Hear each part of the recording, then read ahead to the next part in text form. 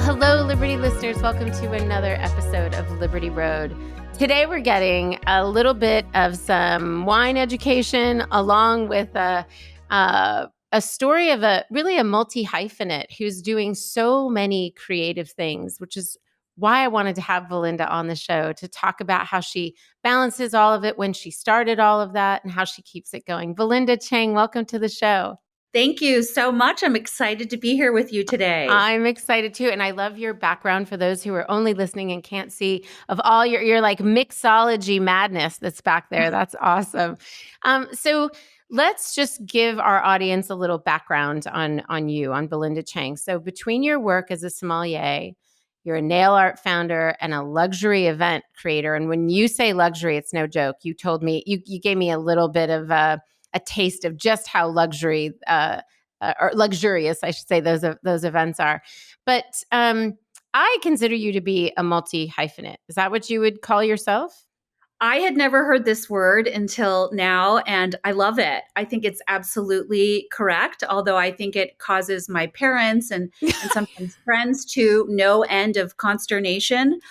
It's funny that you pointed out this luxury event and that being very different from your typical event planner, which is what my mom often tells her friends I do for because she doesn't know how to quite describe it. So I'm pretty excited to have that label. There are many labels I don't love, but this one I love very much. Well, it seems appropriate, although I would say within your work as a sommelier and your work on the luxury event things, those I see the intersection of those. The nail art, where did that come from? Came out of nowhere, didn't it? I think it's something for me that's just very joyous, and there's not a lot riding on it, which I think makes it sort of a low lift in terms of stress and anxiety and all of that. I've always loved accessories. I mean, I grew up in the sommelier part of my multi-hyphenate career, working in fine dining. These are James Beard award-winning and Michelin-starred restaurants. And a sommelier years ago wore probably a dark suit, in my case, a black suit with a long skirt and a simple top, and very little jewelry. Maybe a string of pearls was acceptable, and that's it. And that was another whole thing. Maybe another business for later, right? A sommelier needs to have a corkscrew, sometimes all manner of things to get the cork out besides just a waiter's corkscrew. When you move into management, you've got probably 50 keys to open every door in the restaurant and every wine cooler, all kinds of things that just don't fit in the one pocket that many women's suits have, if that. So I think once I got out of working in these fine dining restaurants where accessories were not appropriate, I went wild. Yeah. Totally crazy. And, it went from like makeup, hair, jewelry, all the accessories, higher heeled shoes, every kind of adornment you can imagine. And then it went to the nail part. And, of course, like many of us, I got a little obsessed with what you can do besides just changing up the color or painting designs. And I think this is the last couple of years, especially rhinestones, bling, 3D things. I got excited about all of that. And I went all the way to having my nail artists glue dollhouse miniature corkscrews, wine bottles, wine boxes, and things like that to my nails. And after I almost ripped out my cornea trying to remove my contacts with a working dollhouse miniature corkscrew on my nail, I thought, I need to find a better way. Yeah. that was probably it was probably good I mean, I'm glad you didn't get hurt, but better that you figured that out before you had it out in the market and found out the hard way from a customer complaining. Okay, yeah. I want to just talk about the jump from sommelier to both events and the jewelry, because oftentimes, whether it's on this podcast or just stories we hear in life, people who jump from one passion to another, one career to another, it might be because that first career didn't satisfy them or they weren't successful in it. You were very successful. You were I mean, I'll let you tell the good news, but you were one of the first the first in 2011 to win the James Beard Sommelier Award as a BIPOC woman, right? So Yes. that's no joke. That's success on all fronts. What makes somebody like that jump from a very successful career? Maybe it was the all black and only pearls. I don't know. But jump from something like that to these other two endeavors. I don't think it was the all black and only pearls because frankly, I do like that look. And every Yeah. once in a while, in a long while, I'll revert to it. I think it was more so that I was very lucky. I think I'm excellent at career. Yeah. Love life and things like that is a whole different matter. But I think I made arguably perfect decisions all the way through my career. And I was working for the only type of person you could, world's best, world class caliber restaurateurs and chefs, and they were all men. Mhm. So, from Charlie Trotter's in Chicago, who is considered during his time the best in the world, to Yeah. Danny Meyer in New York City, to Kimpton Hotels and Restaurants, to Starwood, every single boss and mentor I had was a guy. And I did my best to sort of start moving pieces around to try to kind of change that by having all women sommelier teams. For instance, at the Modern, I had 6 full-time women on my wine team, Mm. which was probably one of the first at that time, more than 10 years ago. But I went through this whole entire endeavor of working for the best of the best and learning everything I could at each of these places, and still hoping that one day I could find a woman restaurateur to work for who needed someone like me, or a woman mentor who'd been along some kind of path that's similar to mine or I could aspire to. And I never found that. So I think in the end, and let me tell you, I'm one of those people that was terrified of entrepreneurship. I don't have Ah, parents that worked for small business. In fact, they both worked their entire careers for Fortune 500 companies. I didn't have any friends in small business. I was working for the big places where we bought things from the big people, the yeah. players in the business. So I had no desire or anything like that to go into having my own business and entrepreneurship. But in the end, I had to because I Yeah. wanted to be in a woman-led, woman-owned scenario, and I wanted to see what would happen if I made different choices than all of these men who I'd worked for did and continue to. So that's why it all happened. I thought, all right, the first step, I'm going to get myself an LLC. I named it Belinda Chang. I couldn't think of anything else. And then the next step was to see, what will people pay me to do outside of this restaurant environment? Because I wasn't ready to try to raise the money that would be needed to run the type of restaurant I would want to run. I still don't want to do that, but that's Sure. where all my skills lay. So I'm like, okay, let's just figure out a business here. And I definitely cast around a bit for a couple of months. But I was very lucky. I had such great relationships and had built up such a great,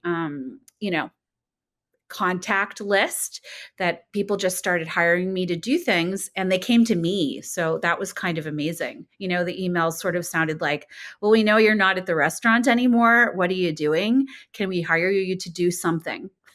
Wow. Okay, Yeah, so that's how it happened. there's two things that I want to point out in what you said that I'd love for our listeners to really consider and dig into for themselves, which is one, you leaned on the history that you had, you leaned on the relationships that you had, and the career that you had built, even though you wanted to move in a different direction. Two, that becoming an entrepreneur doesn't always mean going out and raising a ton of money, that sometimes it means putting a sign up that says, I'm open for business, and acting more in a consulting type manner where you're making yourself available, given your history, given your expertise, and you're going to be for hire by these different people. And that's going to be where you're generating revenue, right? Sometimes people don't think about those opportunities. They automatically, especially if they come from a background similar to yours, where it's completely foreign to them. They think they either have to have the money, go to the bank and get a small business loan, or raise capital, when actually sometimes it's just rubbing two sticks together, two sticks that they have, two things that um, they know how to do. In your case, it was relationships plus your expertise. Yes, I think you're absolutely right. This is evaluating your assets. And I think a lot of people, women in particular, don't think about, your reputation is an asset, who you know is an asset. You have a lot of stuff. I mean, even as I've moved along in this journey, just to fast forward a little bit, I Yeah. mean, I just knew that I wanted to do something that I could do out of my living space. So right here, you're looking at my live workspace, which is in downtown Chicago, just right off the lakeshore. And I knew that I had a great apartment in New York City when I embarked on this journey. And I thought, what can I do with this space? Well, I have an incredible dining room table. I know a lot of winemakers. Why don't I put together some of the fanciest, difficult to access winemakers together with chef friends of mine that are trying to get funding for their restaurants, and then Mm. also put them together with people who pay a lot of money to sit down in such an intimate environment with chefs that are about to blow up and people who own chateaus. So that was a part of the luxury experience part of my business and how that all started. But I'm always looking around to see. I mean, you could say it in a businessy way, how to monetize what I've got. Yeah. But Yeah. I think it's really something that's so important for all of us to do. You have a lot of stuff. You just need to figure out a way to use it to your Yeah. best advantage. And this is one of the seasons in life, the stages in life, when those things all sort of come together. It's the culmination of all those years. So when I hear women who are stepping into their middle third, as we call it around here, and thinking, you know what, I should let go of that dream, or let me shelve this idea. I'm like, no, you have been primed for this your whole life. This is Yes. exactly when you need to move forward on whatever that is. It could be a for-profit endeavor, a nonprofit endeavor, writing that book, whatever it is, starting that podcast, whatever it is. You actually are fully equipped for the first time in your life, many of us. Yeah. I mean, I think I also I'm like, wow, I have 15,000 contacts. How is it possible that, and Wow. I look through them and I'm like, oh, and they're all wine lovers. They all love to travel. They're all doing pretty well right now. They have Yeah. great discretionary income. Why aren't I one of my friends calls me one of the original influencers, from before we didn't know that that's what we were doing when we were driving Yeah. people to buy things and to buy into some type of lifestyle. So, I don't love that title. But I get it. I get why your friends would call you that. And I think Yeah. that that is more of a compliment. I think hearing it that way is a compliment. So could you just break down exactly what you did? You had those relationships, those Yeah. 15,000 people, they started calling you. Yeah. You were creating these opportunities for wine lovers, chefs, winemakers, probably to all come together. Practically speaking, what are the things that you did to create those experiences? So I will tell you first what I did that I think was a mistake. I Oh, thought you I needed love it. to pay someone, a graphic designer maybe, or a photographer to get you a set of photos and or to design a logo and or to design a website. And, tens of thousands of dollars later, you don't like any of them. You don't feel like they really speak to you. So I wish I hadn't done that. I Yeah. wish I had just jumped in, which I did simultaneous to that. So I just took my 15,000 contacts and I just sent an email blast that said, hire me. I didn't even say what to hire me for. I just let people know I'm available. And there's a book by a travel author from back in the day named Peter Mayle that's called Anything Considered. And I always sort of loved that little tagline. And I'm like, all you people know me. You've seen me on Yeah. TV. You've read about me in publications. You've dined at tables with me at restaurants and spent hours and hours with me. So I was just saying, like, hire me for something. I'll probably do it. I mean, at this point, I'm going to say yes. And so, Yeah. wow, did I get lucky? Brands like Tattanger Yeah. Champagne, Yeah. the Thank you for saying it for those of us who don't know how to say it. Now we know. Now we know. and they don't care. Vitaly, who's like the younger generation that's Yeah. running the maison, she's like, say it however you want. I don't care. I worked Just for buy it. Just I buy worked it. for LVMH for a bit, and they care. Yes, All of I'm their sure. maison care very much how you pronounce all of their brands. But she reached out. She was an old friend. She'd coordinated a lot of influencer dinners, wine media dinners with me in the many restaurants I worked in. And also a friend who was working for Calvisius Caviar, which is an Italian Wow. caviar, both reached out to me and said, okay, like, let's throw some parties. Because in their minds, my superpower was making people and media in particular, who everyone is trying to engage on behalf of brands, feel very smart and loved and engaged. And they said, let's figure out what we're going to do. So one of the very first things I did, which was very splashy and I think really set me up, was I threw a series several years in several cities of pre-prom parties, which were for women nominees and past winners of James Beard Awards. And we put together a group of sponsors so that we could do red carpet, hair, and makeup for all of them, and also provide an environment where many of these women who had never met each other, many of these women who had never splurged on hair or makeup from Oscar-worthy, makeup artists, had never done things like that, and put together these parties and had them sponsored by Wow. groups of brands. So no one had ever done this before. And it was so powerful and amazing. It had just so many effects, right? It was just, I think, a really smart party to throw on my Yeah. part.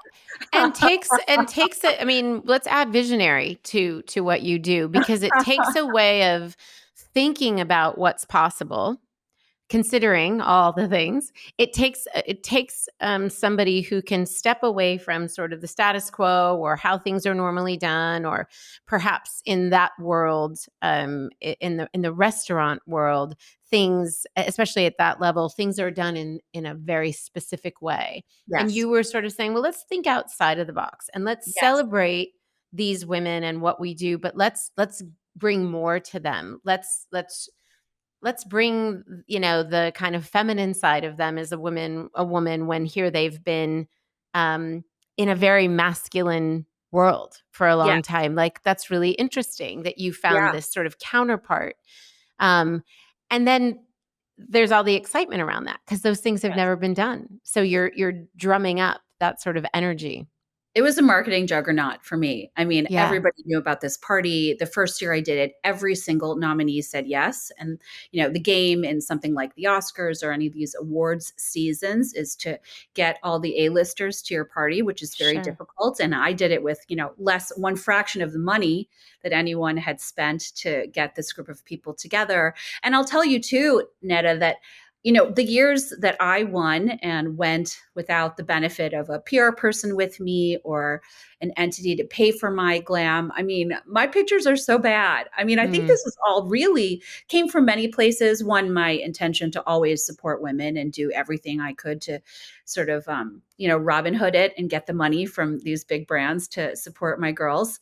I looked terrible, and nobody told me or gave me any opportunity or helped me to learn how to market myself, how to get myself out there in a beautiful way and in a smart way, to maybe help me get an agent, all these kinds of things. mhm. I didn't know any of that in the seasons that I had won awards. So, I really wanted women to have their best opportunity in my field to do that. So I did that party, I think, for 7 years until the pandemic, which was so cool. I just loved Wow. it. It yielded all kinds of great results. Like, people got funding for restaurants, partnerships bloomed, because we were all sitting together in the first year in my studio where we are right now, which is 700 square feet. I had 60 women here get their hair and makeup done with, like, a bunch of makeup artists provided by Mac and a bunch of hairstylists. It was insane. Well, it's funny that I mean, it seems like such a simple thing to have your hair and makeup done for a photo moment.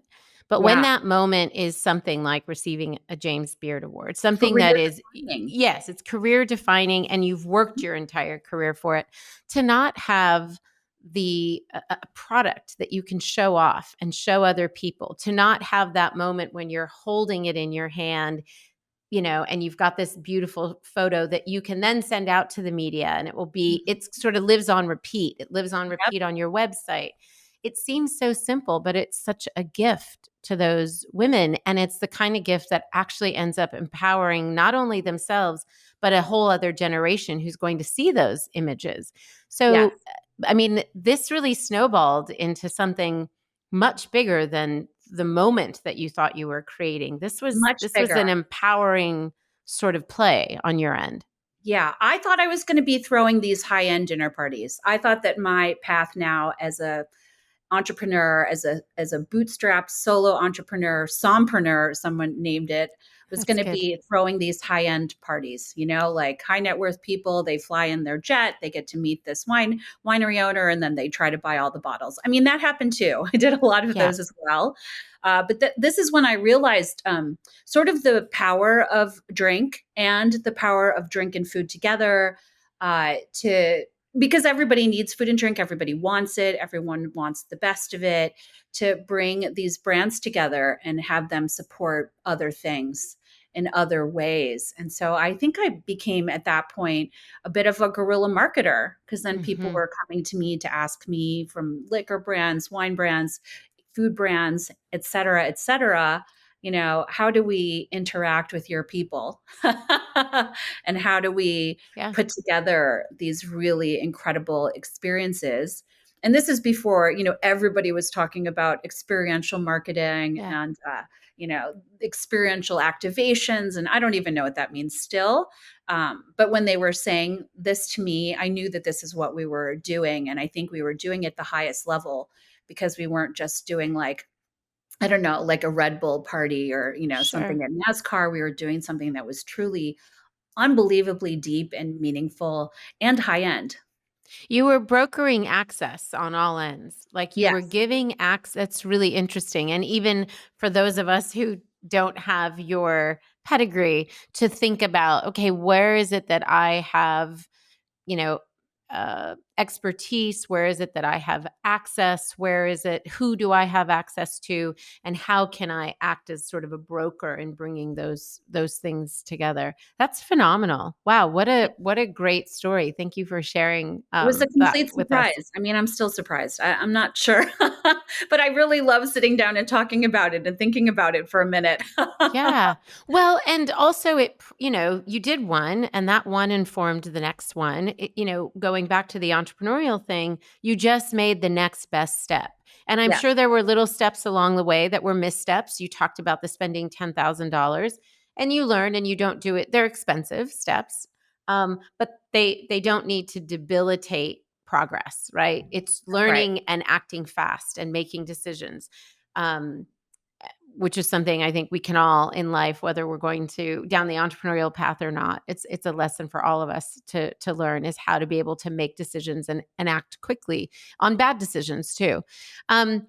So managing your work in the luxury event space, and then being the founder of the nail art, right? So what started as like this fun thing has now actually, it's got some traction, and it's something you're actually moving out there. You're not just building these one-off sort of things anymore. How are you balancing all of this? Like, they're very different. Now, you might be able to wear your nail art to one of your events that you're running, and then people are going to ask you, where'd you get that? Right. Yes. So there's those opportunities, but they're very different in the day to day and what they require in terms of management. How do you manage those different things? Coming from the wine cellar management, the multi-million dollar wine cellar management, which already in and of itself is a 24/7 job if you really want to be the best at it, because these are businesses that are running all over the world that you have to coordinate with.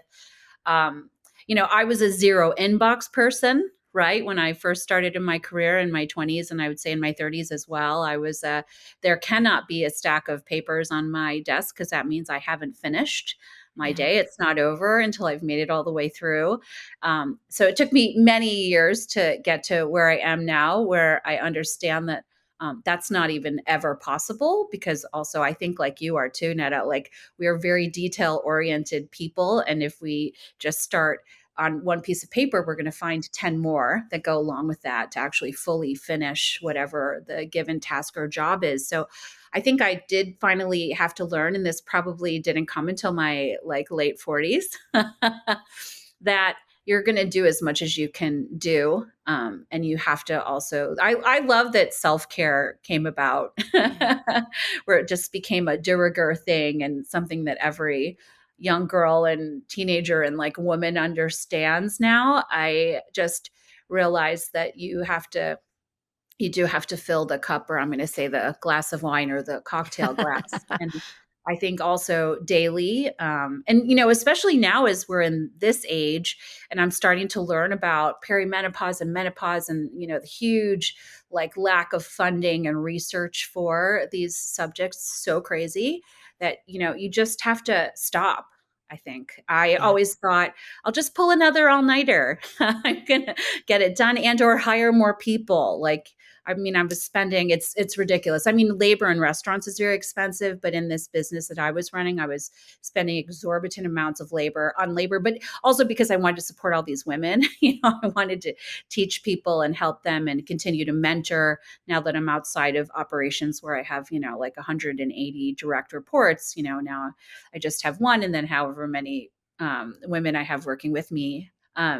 So I think I just learned you have to stop. You have to do what's right for you and your body and your health absolutely first. Although, I did love winning at work. I think that's what drove me and made all of that okay. I'm like, okay, it's very like visceral. I'm like, I worked really hard and then I won an award, or I worked really hard and then I got on TV. And so it was like very satisfying.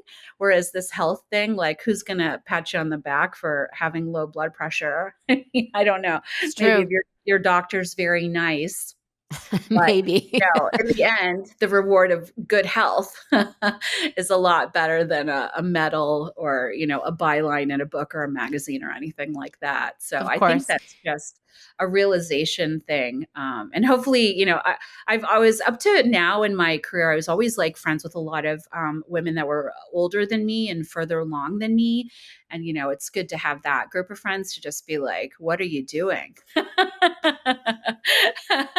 Well, it's funny because a lot of times I feel like that's the role we're playing at Liberty Yes, Road. now It's it's like us. well, it's us that are the older women, but it's we have people on our team that are in their early 40s, and I Mm, feel like they're like, oh, this is great. I happen to be working for a company that is, I'm stepping into this season, and I'm learning about women that are, dealing on the front lines, literally with peri and menopause. I'm dealing with people who yes. are trying to get funding for entrepreneurs who are in midlife. I'm dealing, they're seeing that. And so in some ways I'm like, really, as a brand, we're sort of like your big sister that's gone through menopause before you or through perimenopause before you.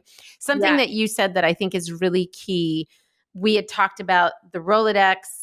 Does anybody even know what that is anymore? But the contact list being strong, the experience being strong, and all those things leading up to this time being optimal to be an entrepreneur. But what you just said, I think, is key too.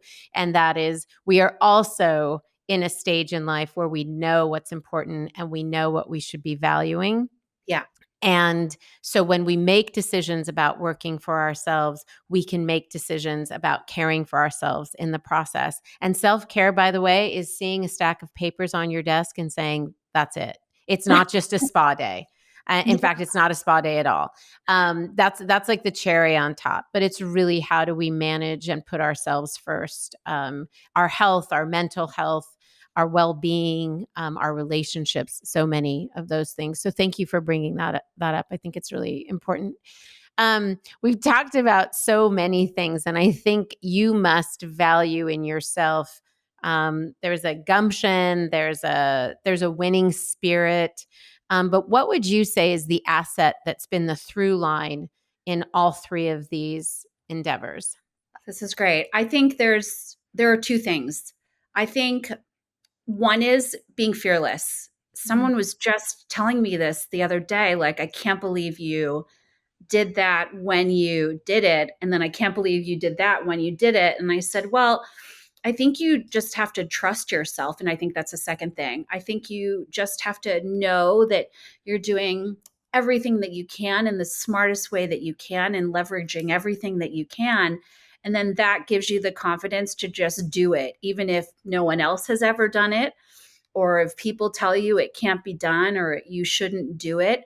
I think I've always really forged my own path through restaurants. I mean, as you mentioned earlier, I think I'm on a path. There now are lots of women sommeliers. I'm very happy about that. And a lot more women restaurateurs and women chefs and things like that in the business.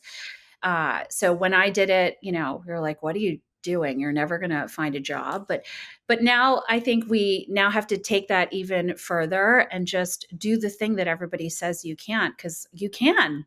Yeah. There's no reason why you can't. And as you also alluded to earlier, if you fail, no big deal. At least you did it, put it out there, got the ideas sort of, fomenting for the next step. So I think I always just did what nobody else wanted to, or took on, 3 jobs in one restaurant and thought, why wouldn't you do that? I think it's actually smarter.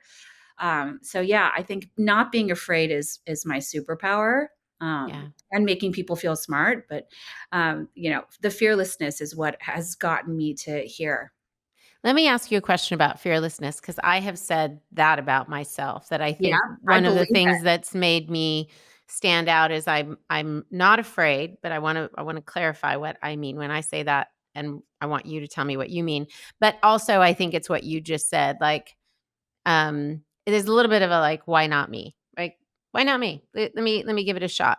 Yep. But when you say fearless, when I say fearless, I don't mean that I don't feel scared. I don't mean that I don't feel a little bit of like, oh, this could bomb. And, I don't consider the price I might have to pay. I do view it as a risk, but I do it anyway. And Hmm. I think what I'm more fearful of is not doing it, not trying, not seeing, not it's less about succeeding and it's more about not giving that thing a shot. And if I see, once I've given it a shot, that there's opportunity, now I'm interested in succeeding, right? But that first step, how would you describe your fearlessness, or how would you define it? I'll give you a couple examples. So I was hired really sort of at my prime. I think I had just run a Wine Spectre Grand Award list, wine list in San Francisco, won a lot of awards there. And I was like a media darling. And I came back to Chicago to open an Italian restaurant for Rich Melman, who owns Lettuce Entertain You Restaurants. He's Yeah. opened more than 100 restaurants, very successful. And I wrote the wine list for this restaurant, and it had no Pinot Grigio on it. It also didn't have a single non-Italian wine on it. And so Rich Melman, who's a super cool guy, super brilliant, looks at it and he's like, Belinda, I don't know. I think you're going to make a lot of people very angry. A lot of our diners are not as well traveled as you. Um, and I was like, no, Rich, I really feel very strongly that this is actually going to get us a lot of attention, good attention and press, and it'll bring in better diners who are more sophisticated. And gosh, I just love this guy. He's like, all right, Belinda, like you Yeah. go do it. We'll see how it goes. We end up in his entire network of restaurants being the highest wine sales of every single restaurant. And in this Italian place, I'm doing this, a $10 Cortino at a time. I'm not selling like $10,000 bottles like I did at places before. And it was just wildly successful and got us lots of attention. So I think that's one example of just being fearless and just doing the thing. I think the second thing and the second place was in my current business was I decided to only go for luxury and charge a lot. Mm-hmm. So, Mm-hmm. these days you can have a sommelier come and be your sommelier for the night at a dinner party. And that woman or man is going to charge like, I don't know, 1/10 and maybe 1/100th of what I'm going to charge you to do the same thing. And a good friend of mine who's a real mentor, her name's Maria Sinsky. She owns the Sinsky Winery in California. She goes, Belinda, like this is what you're known for, and it's going to make it very hard in the beginning. because you're not going to have a full roster of clients because it's harder to get these luxury people. But once you get them, and they're going to choose you because of that price, because it makes you look more attractive, they're going to be loyal to you. They're going to keep hiring you again. They're going to pay on time. And then you'll have it. Then it's gonna, snowball. It's gonna avalanche. And she was 100% right. I would say, the first, I don't know how many people that I sent my rate sheet to in the very beginning were like, that's not what we were thinking. We definitely don't have budget for you. Maybe in my next job, like a Sure. CMO would say to me. So she was absolutely right. And so I'm always telling my friends who are really talented and have their own businesses to raise their prices and to not be afraid to do that. I mean, I'll take it even further. I'll share with listeners that I'm 100% upfront to start work. That's very unusual, right? Because a lot of people in these sort of service businesses, I know in PR and marketing and things, you give a potential client all of your best ideas. And then are like, okay, are you ready to start? And they're like, no, we're good. And then they try to do it themselves. So for me, I'm in a similar situation. So every client is 100% upfront to start work. I think that's a pretty ballsy thing for what I do, but they all know I do it. So Wait, it works. tell me what you mean by that when you say 100% upfront to start work. So If you decide to throw, some sort of party with me, or we're yeah, doing some C-suite wine tasting, we're going to say, this is what we're going to do. Are you available November 9th? And I'm like, yes, I am. And then we don't do any further planning until you deposit got it. the full amount into my bank Got account. it. Got it. Got it. Yes. Yeah, Yes. which is unusual. Everybody's thrown events or had dinners. It's like if you had to pay for the dinner in advance. It was like a talk situation and a tasting menu. You had to pay for it before you even get to the restaurant. But yeah, I think in what I do, it's very unusual, but it's how I work. Yeah. And I think that the fact that you've established that starting at that level is a risk that's worth taking. It probably took some time. To your Yes. mentor's point, it's going to take some time, but it's very hard to do the reverse. It's very hard to start at a certain level and try and level up. Yeah. Because why did you start at that level? What were you so good to begin with? And you actually were so good to begin with. You weren't building your career. You built that sommelier career, and now it's an and step. It's not a building step. Yeah. Well, So as that makes pricing sense. is it's a crazy game, and it's challenging, I Yeah. think, in whatever business you are. I mean, wine in particular, you can't have grapes from a vineyard bottled into a bottle and sell it for $200 one day, and then 1,000 another, or Yeah. 20 to 200 or whatever. It's like you're establishing who you are and what you do with your pricing.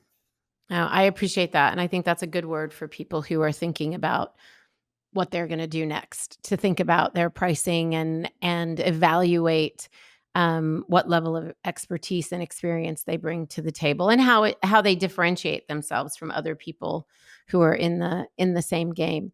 Mhm. It's hard to have you on and not ask this question. As many of us are stepping into this stage of life, wine is become a tolerance issue. I am a variety of reds. I like big, cabs and zins, but I have not been able to tolerate them the same way. I'm Yeah. 56, unfortunately still in perimenopause. And so my hope is that I'll be on the other side of that. And I've heard varying things about don't buy, California wines, try and buy like European wines or Australian wines or whatever. That might have something to do with it. But what say you, Belinda Chang, about all of us who are becoming more wine intolerant? I'm ready for this one. And I think I haven't heard anyone say this yet, but I Okay. very firmly believe it. I think you have to be buying older wine. We have to match our age. But older wine, if it's the good stuff, is better, right? So Yeah. we're waiting to see. I mean, how do you define a perfect wine? It's many things, including that it's a wine for the ages, and it's a wine that you can cellar, and it's a library wine, it's a vin de garde, it's a wine for watching the evolution of. So, if you're drinking, and I'm all about drinking the big reds, I'm right there with you, like a young California Cabernet or even a young Bordeaux that was just released. So at this point, it's probably like a 2020, 2019. It's at its full alcoholic power, one. It's Okay. at its full level of tannins and also sulfites. And as that bottle ages over time, right now we're drinking, not we, but like a lot of collectors are drinking like 1982 Bordeaux's or 1969 Burgundies. These wines get better and better with age. And also the alcohol level goes down, the level of tannin goes down, and the sulfites, which a lot of people are allergic to, goes down because Oh, all those things wow. sort of even out. Just as we mature, we get better and better. So do these wines. And I think they're better for consumption for people who have some challenges with drinking, wine. Yeah, well, you are right. Older. I've never heard it, and I actually love that there's a metaphor in this. That's fantastic. You are such a delight. I'm so glad that we had this time together. Before I let you go, I have to ask you, what has everything from your work as a sommelier, but I think more importantly, these endeavors that you've pursued as a luxury event curator and as a nail art entrepreneur, what have these ventures done to liberate you, the woman? I think that they have all made me trust myself. I think this being fearless in life and just going for it and do what you think is right, I think has really been the biggest lesson for me. I think what you believe and what you want to do is valid. I think you should do it. Don't let anything hold you back or let anybody's opinion sway you from the path that you're setting in front of you. Don't be afraid. Don't be afraid. Thank you, Belinda, for encouraging us, for empowering so many women, not only in the food and wine industry, but here today. I appreciate you so much. Thanks My for taking the pleasure. time to hang out. And Liberty listeners, thank you guys for hanging out with me and with Belinda. We'll have all the things you need to know about Belinda and how you can access her in the show notes, including her crazy nail art that you have to take a look at. You don't know by us talking about it. You're going to be surprised at what you see. Just scrolling through your Instagram is such a treat. And we will talk to you all next week. Bye for now.